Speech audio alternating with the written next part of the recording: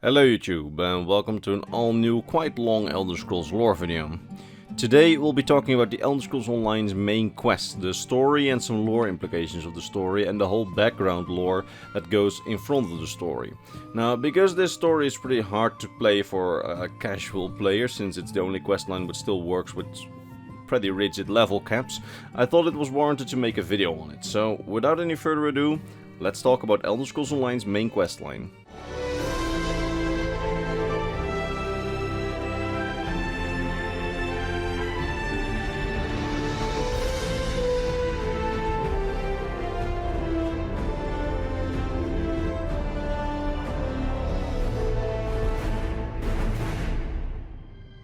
Alright, so before we can go into the story proper, we do have to go into a little bit of Tamrielic history before the questline begins. You see, the Elder Scrolls Online takes place in the year 582 of the Second Era, but to truly understand the events leading up to the main quest, we need to start in the year 577 of the Second Era, 5 years earlier, as at that time the Emperor of the Cyrodiilic Empire, Emperor Leovic, who was a Reachman Emperor from the Longhouse Dynasty, was ousted and overthrown by the Colovian warlord Tharn Aquilarius, who led a rebellion against Emperor Leovic after Emperor Leovic instated Daedra worship in the Empire.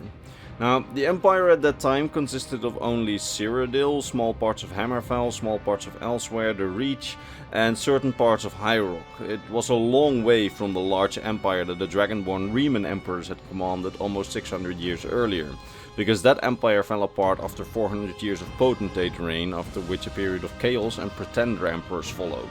Now, none of these pretender emperors were dragonborn, so none of them were true emperors at that time.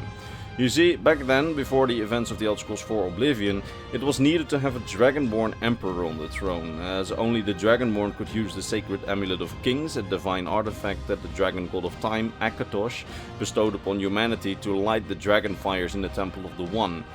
This is something only a Dragonborn can do, and the ritual protects the mortal realm, Mundus, in which Tamriel is located, from invasions by the Daedra from beyond the Veil in their realms of Oblivion. So, we no longer had Dragonborn Emperors at that point, but as long as nobody touched the Veil and destroyed it, we would be fine. Sometimes foreshadowing is relatively obvious. Right, so after 4 centuries of potentate rule, we had 2 centuries of infighting in Cyrodiil with many pretender emperors. Every province of Tamriel at this time was basically minding its own business as the empire fractured. And that was until the Longhouse emperors came along, and for the first time since the potentates of the Riemann Empire, they made somewhat of a stable empire for about 70 years. That empire consisted of Cyrodiil, the Reach, parts of Hammerfell, parts of High Rock and parts of Elsewhere. This Longhouse Empire was relatively stable until the third emperor in the dynasty, Emperor Leovic, managed to anger almost everybody in the empire by legalizing Daedra worship. That's when the aforementioned Colovian warlord Tharn Aquilarius led a large-scale rebellion against him and then overthrew him and then took the empire for his own in the year 577 of the Second Era, so 5 years before the events of the Elder Scrolls Online. He did this with much support from others in Cyrodiil, and to please the Cyrodiilic nobility he also ended up marrying Clivia Tharn, the daughter of Abnur Tharn, who was the High Chancellor of the Elder Council and probably the most powerful political force in the Empire at that time.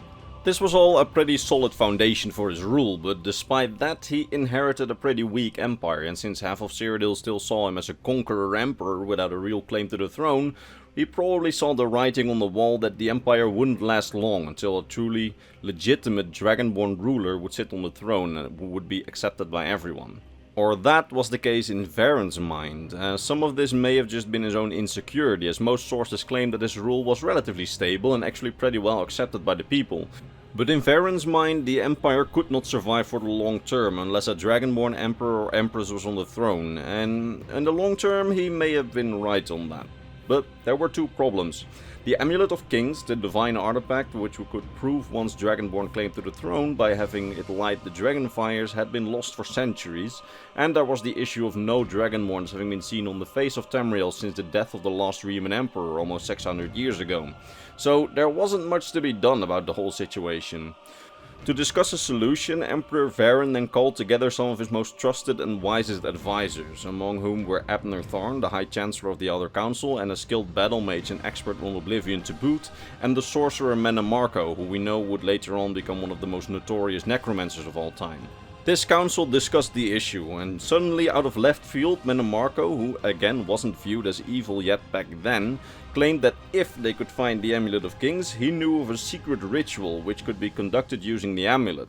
That ritual could make someone who was worthy in the eyes of the god Akatosh Dragonborn, and Mannimarco assured Emperor Varen that after his mighty conquest, Akatosh would definitely bless him with the blood of the Dragonborn if he conducted the ritual.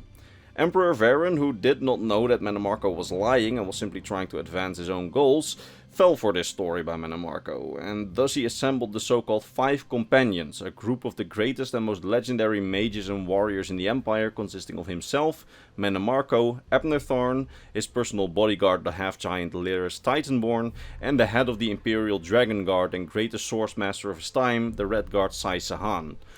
In secret, these five companions would go on a 2-year quest to find the Amulet of Kings, while leaving the Empire in the hands of Varen's wife and Abnur Tharn's daughter, Clivia Tharn. In those 2 years, the Empire would not see the Emperor much, as he and the other companions traveled Tamriel to find the Amulet of Kings, and after a long and extensive journey, they found the amulet. It's never told to us where they found it when they did, but presumably it was really well hidden, because otherwise it wouldn't have taken them 2 years. They then returned to the Imperial City to the Temple of the One, where they would perform the ritual which Mannimarco promised would turn Varen Aquilarius into a Dragonborn. But when they arrived and they started to perform the ritual, something went horribly wrong. Like I told you before, Mannimarco was serving his own goals, and in turn had been serving the Daedric Prince Molag Bal, and he had lied about the ritual and betrayed his fellow companions at that moment. His magics executed a ritual which, instead of using the Amulet of Kings to make Varen a Dragonborn, made it so that the veil between Nirn and Oblivion, which was still intact since the last Riemann Emperor lighted the Dragonfires, was now shattered. The sky over the Imperial City opened up that day and a massive magical explosion shook the city to its core. Magical energy radiated through the entire city, and mages in the vicinity of the temple temporarily went mad for weeks due to the magical radiation, and all across Tamriel, mages felt strange disruptions in their power. Some places around Cyrodiil, like Coral, even started to experience strange earth tremors and volcanic activities as the corruption of the Amulet of Kings echoed magical effects from the Imperial City across all of Tamriel. At that moment, in the chaos and in the magical explosion which would come to be known as the soulburst, the five companions scattered, because Emperor Varen Aquilarius vanished from the face of Tamriel all of a sudden, and Sai Sahan quickly took the Amulet of Kings from the chaotic temple and fled with it into the night. Lyris Titanborn was captured and sent to Coldharbour, which is Molag Bal's plane of oblivion. She was sent there by Mannimarco and his minions, who immediately grabbed power over the Empire as the Emperor disappeared, and High Chancellor Abnur Tharn decided to side with Mannimarco and also betrayed the now dead Emperor so his daughter Clivia could continue to reign as Empress and so the Empire could be kept together and not fall apart under Mannimarco.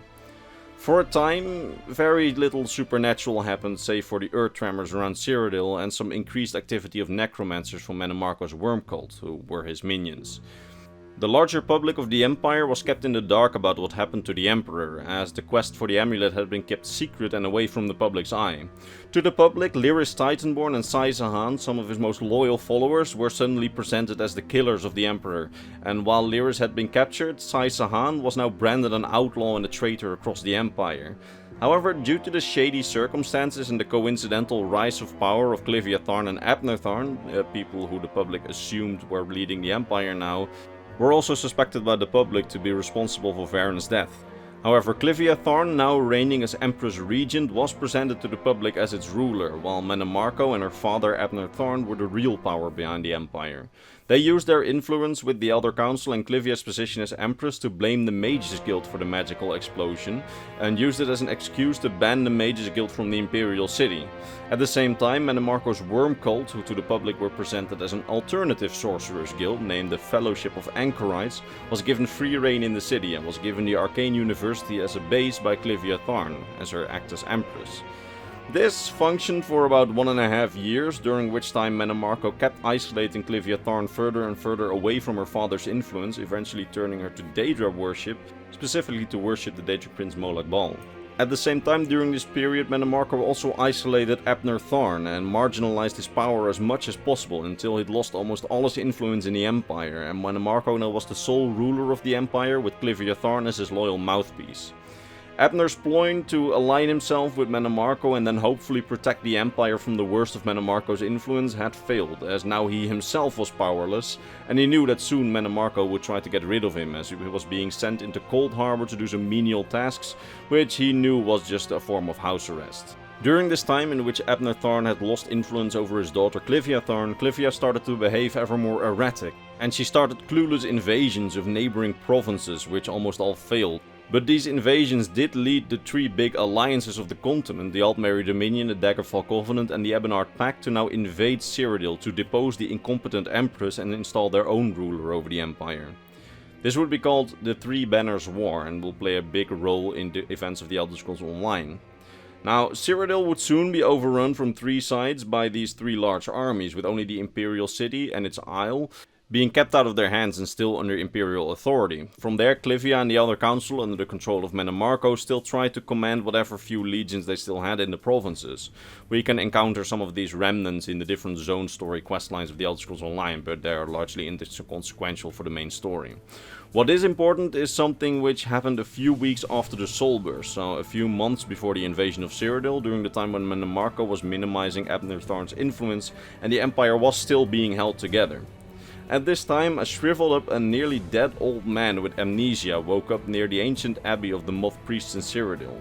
The Moth Priests, who are responsible for the reading of the Elder Scrolls, took him in and nursed him back to health. The old man then started to study the Elder Scrolls with them, and to the surprise of the Moth Priests, this old man, without any training, was able to read the scrolls flawlessly.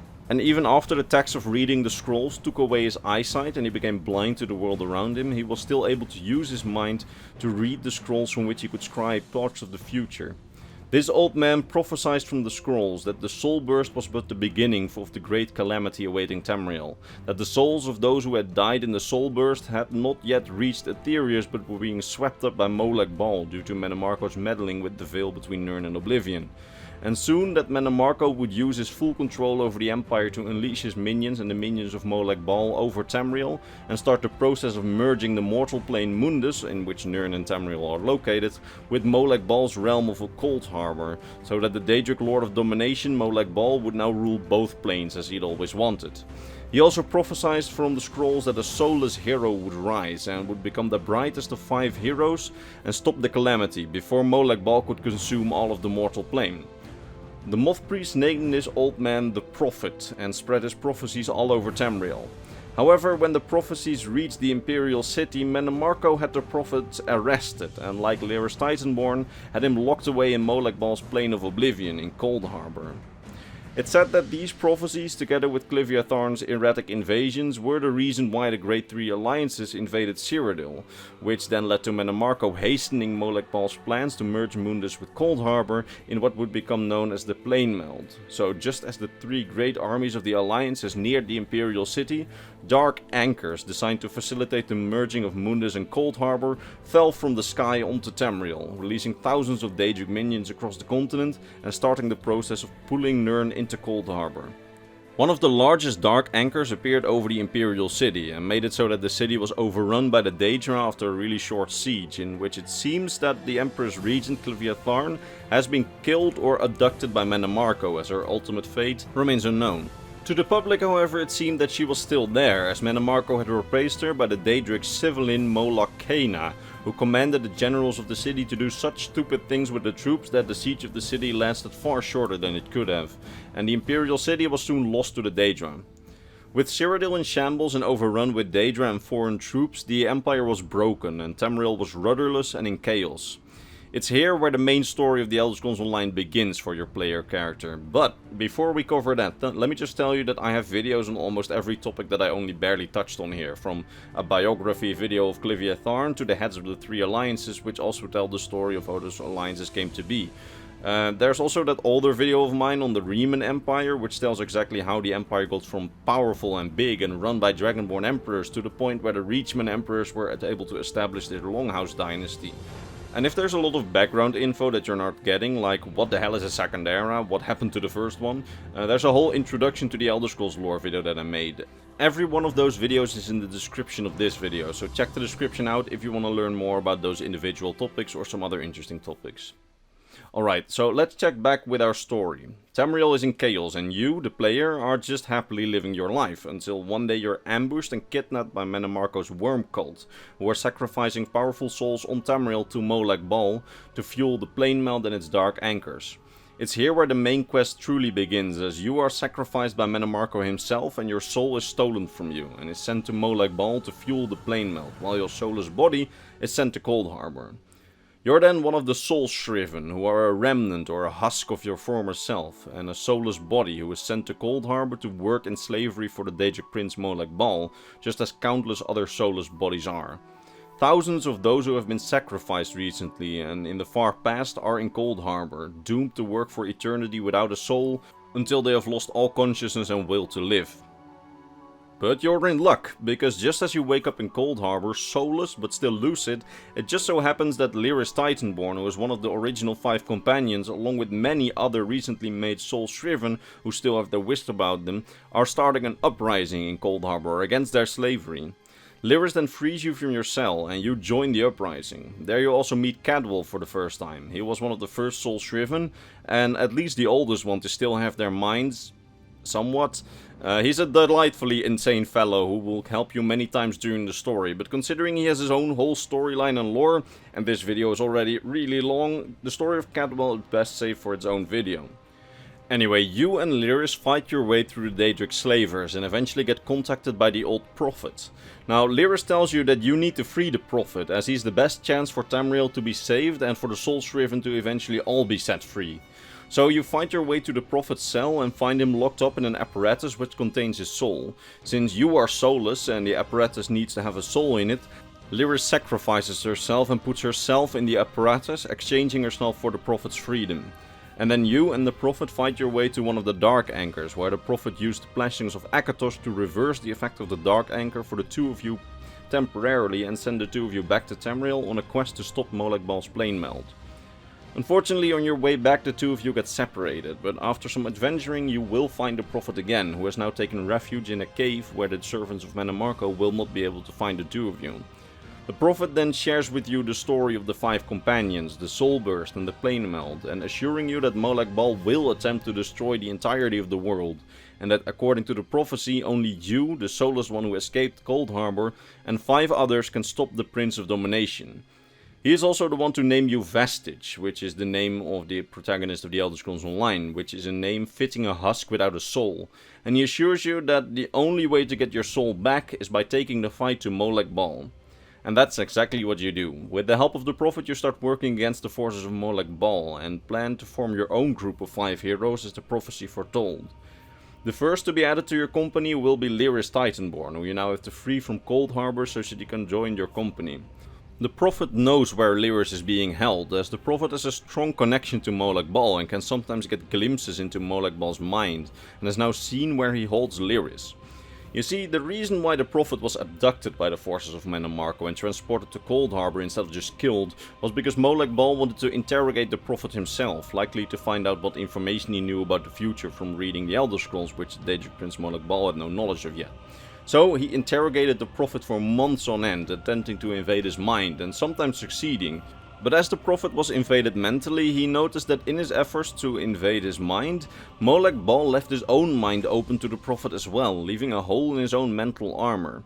This made it so that even when the prophet had escaped, the two of them were still connected, and the prophet with much concentration can still get glimpses into the mind of the Daedric Prince, something which Molag Bal is aware of and which fills him with rage. This is actually a whole topic on its own, called mind magic, and we'll get to it some other time.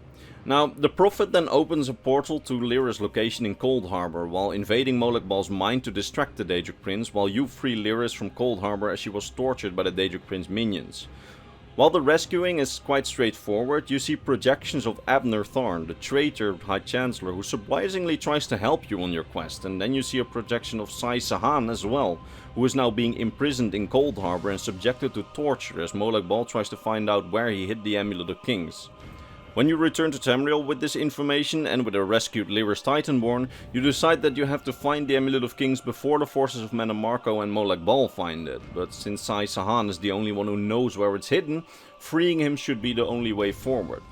But You have no idea where he's being held in Coldharbour, and Molag Bal, now knowing that the Prophet will try to scry the location from his mind, blocks the Prophet from finding Sai Sahan this way, as before that he wasn't aware of it in the same way as he is now.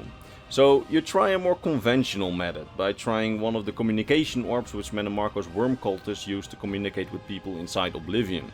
You steal one of these orbs from the worm cult, and the Prophet tries to use it to find Sai Sahan's location. But then something unexpected happens. After a while, Abnur Tharn, the traitorous High Chancellor, contacts the Prophet through the orb and asks you, the Prophet and Lyris for amnesty within your group, so to join your group, on the condition that he tells you where Sai Sahan is being held. Now, the reason he wants to exchange that information for joining your group is because he's been placed under house arrest, like we talked about before, and he has the feeling that Mannimarco wants to kill him soon anyway. The group agrees, reluctantly, as it's partly due to Tharn's original betrayal that the plane meld was able to happen, and it's partly also due to his actions that nobody tried solving the situation in the year or so after the soulburst, you know, in the year when everything was pretty stable still and before shit hit the fan. So nobody in the group really likes or trusts Tharn, but despite not trusting him, you, Lyris and the Prophet do realize that he's your only lead, so into Coldharbour you once more go, as that's where Tharn has been placed under a sort of house arrest by Mannimarco. Now, together with Lyris Titanborn, you go into Coldharbour to rescue Abnur Tharn, and this is where you find out that Tharn only pretended to work with Mannimarco to try and keep his precious empire together and protect the population of Cyrodiil, and of course his own daughter's position of power, and his own position of power. And I mean, while sure, his motivations held quite some selfishness to it, it's also true that he did save a lot of citizens' lives by trying to protect them against the worst of Mannimarco and his worm cult. So in that sense, Abnur Tharn in this story is pretty morally grey, although overall I'd say that up to this point he was seen as a good guy in my book. But then, just as you rescued him, he shamefully admits that he has no idea at all where Sai Sahan is being held and only used the fact that you were looking for him so you would rescue him from Coldharbour. At which point Lyris punches him in the face and calls him a son of a bitch, which is coincidentally one of the very few times I've seen real world swear words in the Elder Scrolls. Also, this video is already long, so allow me to make it a bit longer by saying that Abnur Tharn is probably one of my favorite characters from the game. I mean, he is the epitome of the well-off and smart High Chancellor who is extremely condescending if you don't understand stuff or don't do as he says. He has this can-do attitude, but he's also an extreme asshole from time to time, and he is always permanently scheming and working towards his own goals on the sidelines. But here's the thing, while those goals will always put him in a well-off and influential position of power, he never really seems to abuse that power when he has it, and he is always striving for the well-being of the Empire and its citizens. He never wants to wreck something so he can be king of the ashes, he always wants to use his power to build a castle and then be its lord, so to speak. I mean, he's an extremely complex character and his condescending nature makes it so that he has some of the best character interactions in the game. I mean, just telling you about it really doesn't do it justice. You really have to experience this guy and then either absolutely hate him or love him as a character. There doesn't really seem to be an in-between in the Elder Scrolls community. Anyway, when Abnur is confronted by Lyris Titanborn and the Prophet about the fact that he's been lying about knowing Sai Sahan's location and using it to free himself from Oblivion while using you, then Abnur Tharn suddenly pulls the ultimate Uno reverse card and tells them off by saying that they're hypocrites because all this time they too have been lying to someone and using them. Specifically, they've been lying to the player and using them for their own ends. It's then revealed that both the Prophet, who was said to remember nothing of his life and have complete amnesia about anything before he was found by the Moth Priest, and Lyris Titanborn both actually know who the Prophet used to be before he was found. Because the shriveled up and blind old man posing as the Prophet is in fact former Emperor Varen Aquilarius, aged beyond his years due to the strange magical radiation from the soulburst. He was the very person who caused the soulburst and the plane meld by believing Mannimarco and using his corrupted ritual to try and become Dragonborn. The game then assumes that you would be angry with the Prophet or well Emperor Varen for deceiving you, but I've never really seen it that way personally, since revealing his identity even to the wrong person that he would trust most maybe, he would very much endanger everything, as one word from the wrong person would mean that every worm cultist and their mother, father and grandmother would all try to capture him, so I kinda get keeping it secret from that perspective. I mean, in the game, Varen says that he fears that you would have killed him if you knew he was the former emperor and that you wouldn't really have allied yourself with them. I mean, I honestly don't know why. While I guess he had some selfish reasons in trying to become Dragonborn, he was deceived by Mannimarco, who at the time seemed one of the wisest mages of the land. And everything in the lore indicates that Varen was a pretty good ruler for his people, so it's not like that if he was Dragonborn that it would not have been able to end the chaos and would have not brought stability. I mean, if the ritual had worked and he became Dragonborn, Tamriel would have likely had far more stability, so I don't know, I never really saw him as too much of an arrogant fool like he describes himself. I mean, I suppose he too is quite a complex character, since from the moment that he tells you about the former emperor, he always emphasizes how much of a fool that old emperor was to believe Mannimarco. But I don't think that believing Mannimarco was all too foolish at the time, and from the moment on that he reveals who he was, he takes full responsibility for what happened, and he does his very best to set things right, sacrificing everything he still has to right his mistakes, not looking for power or restoration of his throne, as he even promises you that you may kill him if you wish, after Molag Bal has been stopped, as he says that getting murdered is everything that he deserves for what happened. He is, in my opinion, a man who judges himself far too harshly for what was indeed a stupid mistake, but not one that he's fully to blame for, but one he does try everything for to try and make right. So yeah, I never truly felt betrayed or anything, but this was a pretty awesome plot twist when I first learned of it, as it's not something that I personally saw coming, and it actually provides the redemption arc for the betrayed young emperor during the story.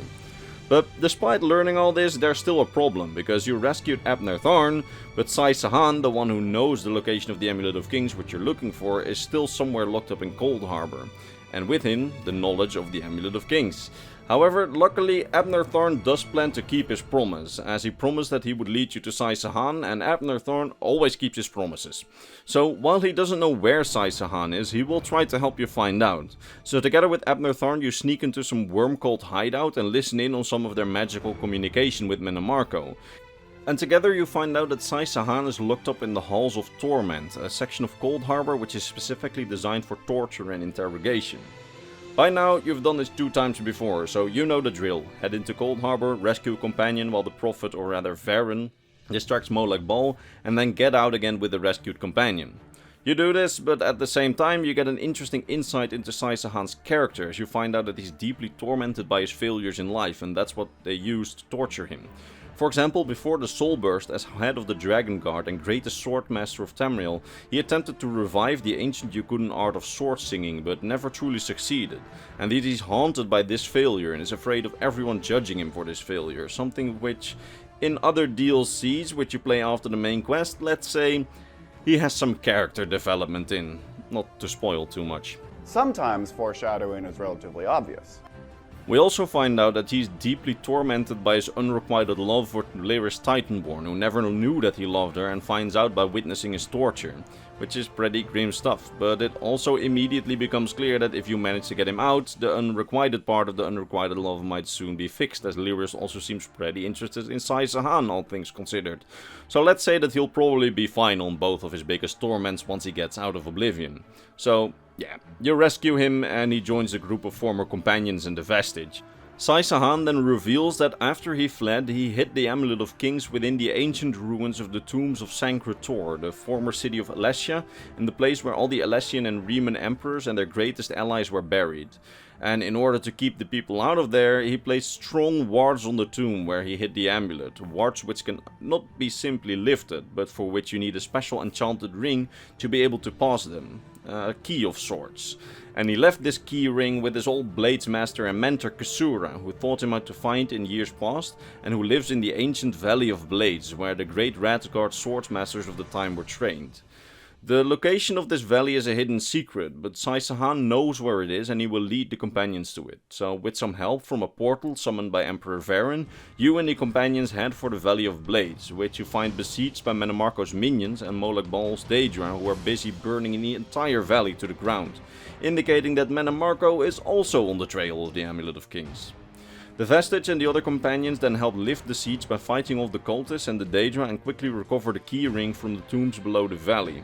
It's then time to head for the tombs under Sancretor and then recover the Amulet of Kings. Unfortunately, you find out that Mannimarco had the exact same idea and that he raised a lot of corpses that were buried in Sancretor to stop you, as his minions are on the way to Sancretor. You then have to fight your way through Sancretor and solve the puzzles and riddles protecting the central tomb, which is called the Vault of Kings, where the amulet is hidden by Sai Sahan. Unfortunately, you are too late, as when you enter the Vault of Kings, you find Mannimarco already there, waiting for you at the hiding place of the Amulet of Kings. It's here where Mannimarco reveals his ultimate goal, because Mannimarco reveals that, while you think he's working for Molag Bal, in secret he's working on his own secret plan of sorts. You see, he says that he believes that the Amulet of Kings can be used as a massive soul gem, a soul gem great enough to imprison the soul of a god. A soul gem big enough to capture Molag Bal's soul within it, with all his Daedric power. Mannimarco then wants to use this soul to see himself ascend to godhood and replace Molag Bal as a deity, so soon everybody would forget the name Molag Bal and think of the new Daedric prince Mannimarco instead. Mannimarco then starts to fight the Vestige and the companions for control over the Amulet of Kings, but he gets defeated by you. And even worse for him, it turns out that Molag Bal was spying on him and that he heard his plan to betray him. So once Mannimarco lies defeated on the floor, before you can kill him, he is actually captured by Molag Bal himself and dragged into Coldharbour so he can endure eternal torture and pain for his betrayal of the Daedric Prince. Funnily enough, Molag Bal doesn't try to get the Amulet of Kings himself, probably not even noticing it's there in his blind rage to capture Mannimarco, meaning that once Mannimarco is gone, you can grab the Amulet of Kings and get out of there. The companions then hold a council, the Soulless Vestige and the 4 other companions, Farron Aquilarius, Lyris Titanborn, Abnur Tharn and Sai Sahan.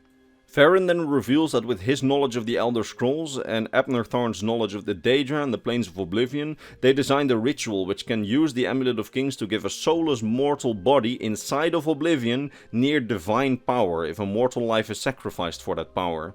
That power can then be used to fight Molag Bal in his own realm, and at least temporarily put him out of business by wounding him, so that he would not be able to threaten Nirn again for a while, until he inevitably recovers, but that recovery could take hundreds of years, so it's worth a try.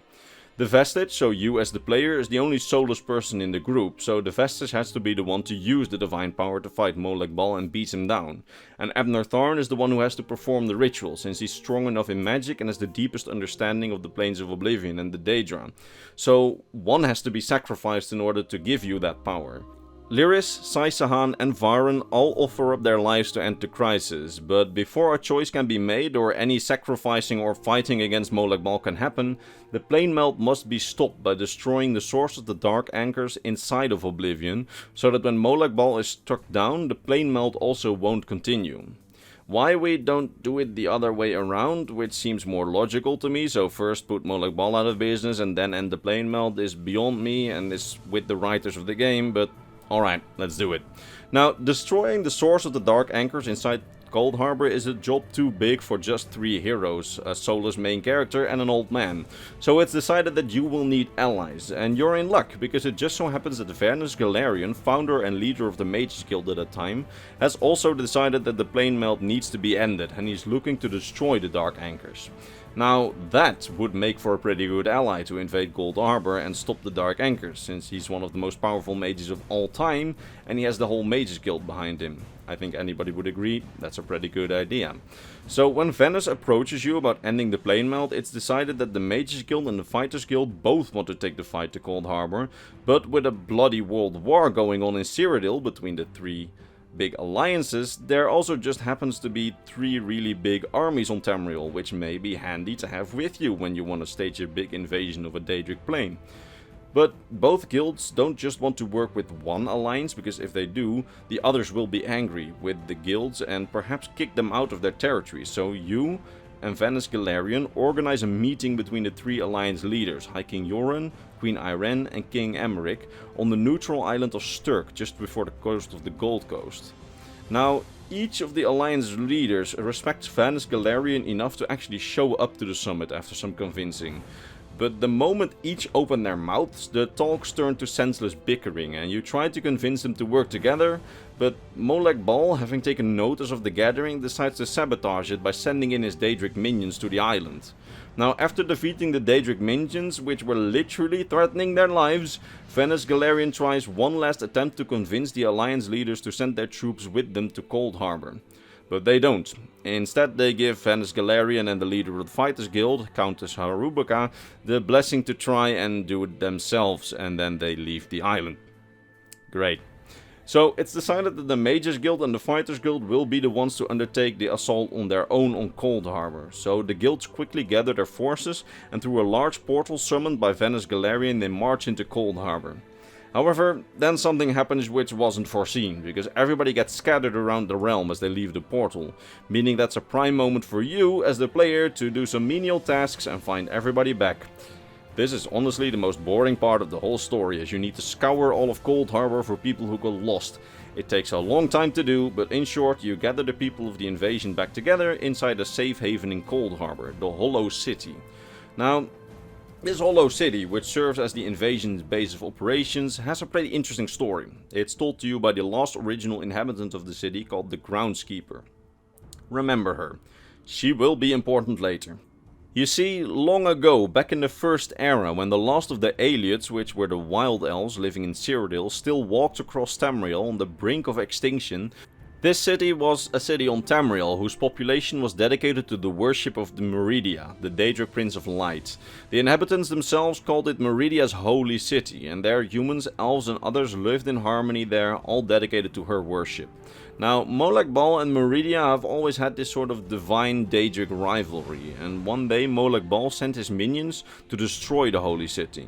Now, despite a valiant defense led by the last Aeliot king of Tamriel, King Lelorian Dainar, who was the last king of a then dying race, the defenders were completely overwhelmed, and soon a portal into Coldharbour opened, ready to swallow the city whole into Molag Bal's plain. Meridia witnessed this tragedy, but instead of protecting her own followers, she placed a powerful ward on the city just as it got swallowed into Coldharbour. This made it so that the city remained intact and was protected by her spells as it was transported into the realm of Molag Bal.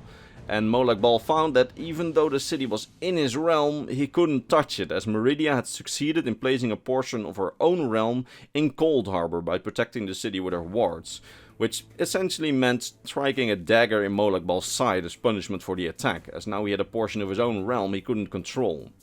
The survivors of the city scattered and most of them were killed, but the city itself remained, ready to serve as a base if one day mortals would invade the realm. Pretty convenient. So you gather your allies there and you rescue some people like the mortal mage who was raised by Daedra, Melkor Volos. I also made a video on him, it's in the description. He helps you during the assault on Molag Bal. And you even end up rescuing Venice Galarian himself, who despite his might got trapped in Coldharbour. And you also end up rescuing that last Aeliot king, Lelorian Dainar, who had been swallowed into Coldharbour together with the rest of the Hollow City, and still remains alive thousands of years later, despite all the torture that he endured in that time. The last Aeliot king then also joins the invasion force and decides to help you. So, with your ragtag group of good doers assembled inside the Hollow City, you then start the final assault on Molag Bal. At first your goal was the destruction of the Dark Anchors, but it turns out that while rescuing Varen, you already shut those down. However, it's also discovered that that no longer matters, since so much of Tamriel has already been taken in by the Anchors that a planar vortex has been created, which is a self-powering vortex sucking Nirn into Coldharbour. The final assault's objective then becomes to reach that vortex and close it, so you and the troops of the guild and any allies you picked up along the way fight your way through Coldharbour through hordes of Daedric minions on your way to the planar vortex. After a far too long journey of fighting and rescuing people, it's then finally time to free Nirn from Coldharbour's clutches. You arrive at the source of the planar vortex, and there the groundskeeper from the Hollow City, remember her, appears to you and reveals that she is the Daedric Prince Meridia in disguise.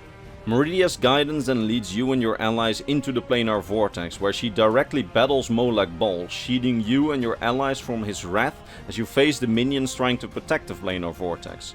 Now, after defeating all of these minions, the vortex is closed and Nirn is once more separated from Coldharbour. Meridia quickly teleports you out of there together with your allies, and when you get back to her protected Hollow City, you find that the last Aeliot king, probably the last of his race by then, will not be joining you on a journey back to Tamriel, as he dies due to wounds that he got during the invasion and in the planar vortex, ending the story of the very last Aeliot. So, Nirn saved by stopping the plane meld, check. What else to do? Right, the weird pacing of this story decides that once you return to Tamriel victorious with the guilds, now it's time to go back into Coldharbour once again, this time with your 4 companions Varen Equilarius, Lyris Titanborn, Saisahan and Abnur Tharn, in order to beat down and wound Molag Bal so he won't try it again and actually get your soul back from him, because, you know, would be pretty cool to have that back. Now, why exactly your companions couldn't just have traveled with the invasion force to begin with and do both things at the same time is beyond me, but you know, into Coldharbour we once more go. There the final battle against Molag Bal takes place, and one companion must sacrifice their lives to give the soulless one the ability to harness the power that Akatosh sealed within the amulet. Lyris Titanborn, Saisahan and former Emperor Varen Equilarius all want to sacrifice themselves. You can then choose, but it seems that sacrificing Varen Equilarius is the canon choice, as he's the only one to actually remain dead after the quest if you sacrifice him, as he's the only one who wouldn't return in a DLC, and he actually tells you as a spirit that he has moved on later on in another part of the game. And to be fair, choosing Varen is probably also the best choice. I mean, like he says himself when you ask him why he would be the best choice and what Tamriel must do without his prophet, he says, "And so we've come full circle.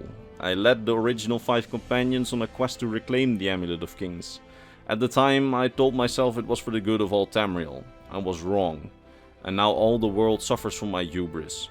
There's no such thing as a safe choice in who needs to do this. There are only other choices. Oblivion didn't make me a monster, it just confirmed my own worst fears about myself. It would be a fitting and honorable death if you were to choose me. It would be a fine death. I have no more prophecies to impart, no more strategies to suggest, no more riddles to ponder. I'm just a man, a flawed man, and perhaps that's just as it should be. Farewell, Vestige. Walk in the light, always." Varen Equilarius was tricked by Mannimarco to set off a chain of events leading to the plane meld, leading to the world almost being destroyed. I mean, regardless of his motivations of wanting to become Dragonborn, perhaps there was some selfishness and, you know, hubris in it, but if the ritual had succeeded, then perhaps stability and peace would have indeed returned to Tamriel if a Dragonborn Emperor was once more on the throne. But the ritual failed, and he was deceived by Mannimarco's scheme. But he then did everything he could to right his mistakes and repent, even in the end gladly giving his life to save all others. He may not have been Dragonborn or an heir to Alessia, but in the end I think they would have been proud to welcome him into their fold in the afterlife in Aetherius, and he would not have paled in comparison to the mightiest shadows of the great emperors. That brings the main questline to a close. With Varen's sacrifice you gain the power of Akatosh and beat down Molag Bal in a final showdown, wounding him and making sure that Tamriel will be safe for at least a few years after he recovers. I mean, maybe a few hundred years from wounds like that, because even Daedric princes recover slowly from bad wounds. Maybe it will just be enough time for another Dragonborn to eventually come around and light the dragon fires, but in the meantime, Tamriel is safe. Well, save for like a dozen other Daedric princes and other threats that you face in the Elder Scrolls Online DLCs, but for now, everything's good and you save the world and you regain your soul with some help of Meridia who stuck around. Upon your return to Tamriel, Varen is gone and you find Lyris Titanborn and Saisahan together in your old base of operations. They're going to set out for the Valley of Blades, help repair it from Molag Bal's assault. You then also learn that Abnur Tharn fled in the chaos of the final battle, taking the Amulet of Kings with him. So yeah, he's also back to his old scheming. Anyway, you will encounter the remaining 3 companions in several questlines throughout the game, and perhaps we'll cover those, you know, in another time. But this is it for now, because this was the main questline. However, since this video is already really long, let me make it a bit longer by rendering a verdict on this questline. You see, I personally thought that it was pretty epic. A really good questline, and probably it would have been hailed as one of the best main questlines had it been in a normal Elder Scrolls game, you know, open world, single player. But they just had to put this in the Elder Scrolls Online, where it's told in this weird way parallel to your game progress through solo dungeons, which feel tacked onto a main game which is supposed to be experienced with friends. The story doesn't feel integrated into the game, it doesn't feel important and has no effect on the world, because everything of the story happens in these single player dungeons. And because of that, many people find it to be pretty mediocre, while it's actually a pretty good concept for a story. I mean, it is a good story, and the amount of fun you could have had with it had so much potential, but the fact that it just had to tell this story through this weird parallel solo system not used for any other story in the game since, you know, the launch of the game, that completely ruined it for me. Just like the fact that the solo dungeons all feel a bit rushed and not at all epic and all feel the same. I mean, the story is epic, but everything you had to do for it isn't really epic in my opinion. And did I tell you about the fact that you need to complete all of the Coldharbour zone before you can do the final quest of the game? So first Molag Bal with Meridia and the Fighters Guild and the Mages Guild, then you stop the plane melt, but then you have to do it again with the 5 companions, because they could not merge those 2 quest lines and the ending, because, well, gameplay reasons, because they want you to be able to do that zone story without having issues with the level cap of the main story. Because that level cap is the absolute worst. Every main questline in the game, from the Dark Brotherhood story to the Elsewhere story to Clockwork City, everything you can play regardless of level, and enemies will skill to you. I mean, except for the Brotherhood and the Thieves Guild, which are, you know, you have to have certain skill levels in skills, but I'm talking about just your player level here. For this questline, you need to get certain levels before you can do the main quest missions. So what does this mean? You either do the storyline all at once on a leveled character like I did, or if you want to experience the story again, you start a new character, grind your way through parts of the game to meet the level requirements in order to progress with the main quest, which probably mean do other quests, so you've probably forgotten about the main quest progress when you get to those levels. I mean, yeah, it's just not ideal to experience this story in general. It has problems. But I do remain confident that if this story was easier to experience in a regular Elder Scrolls game, it would beat most other games' main stories in terms of quality. And that just sucks. Anyway, that's all I wanted to talk about today. I'm tired. I hope you enjoyed this video and learned something new. Now, if you did learn something new, be sure to return for the next Elder Scrolls lore video, probably next week, or the week after that, if it's as long as this one, because this took a lot of work. And now, all that rests me is to vocally thank my top Patreon supporters, Mr. Bernardo Binda, Gabriel Binda, Polar Rasputin, Athena Hyotis, King Chris, Bolt, Scrap of the Scrolls, Doji, Fenrir, Sword of Bushido, Rakai, Zarmikal, and Mr. Christmas. It's thanks to these people and all the others on screen that this channel stays alive, and for that I'm very grateful. That said, I hope to see you all in the next Elder Scrolls lore video. This video is 46 minutes. I'm going to sleep. Bye.